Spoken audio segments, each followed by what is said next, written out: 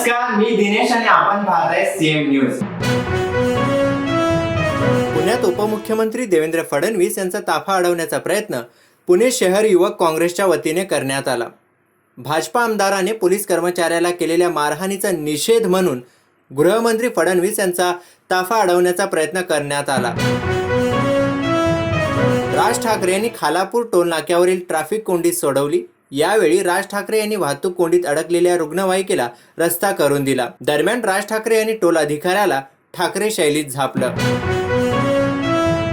मुख्यमंत्र्यांच्या गायला पट्टा दिसला की सिंहासन सिनेमा आठवतो, पण आताच्या मुख्यमंत्र्यांच्या गायत तसा काही पट्टा नाही. आता मी कोणाबद्दल बोलतोय हे तुम्हाला समजलंच असेल, असा टोला देवेंद्र फडणवीस यांनी उद्धव ठाकरे यांना नाव न घेता लगावला. मुंबई वरळी कोस्टल रोड दरम्यान कोणत्याही प्रकारचा टोल आकारला जाणार नसल्याची घोषणा मुख्यमंत्री एकनाथ शिंदे यांनी केली. रविवार 7 जानेवारी रोजी मुख्यमंत्री एकनाथ शिंदे यांनी कोस्टल रोडची पाहणी केली. शिवडी नावाशेवा झाल्याने रायगड बर्बाद होईल असे वक्तव्य मनसे नेते राज ठाकरे यांनी केले. कल्याणमधील कार्यकर्त्यांच्या मेळाव्यात अजित पवारांनी शरद पवार यांचं नाव न घेता टीका केली होती. अजित पवार यांनी शरद पवार यांना निवृत्तीचा सल्ला दिला होता. यावर राष्ट्रवादी काँग्रेसचे आमदार जितेंद्र आव्हाड यांनी अजित पवारांना बापाला निवृत्त करायचं नसतं म्हणत प्रत्युत्तर दिलं आहे. अभिनेते किरण माने यांनी ठाकरे गटात प्रवेश केलाय. किरण माने म्हणाले की शिवसेना सर्वसामान्यांची आहे.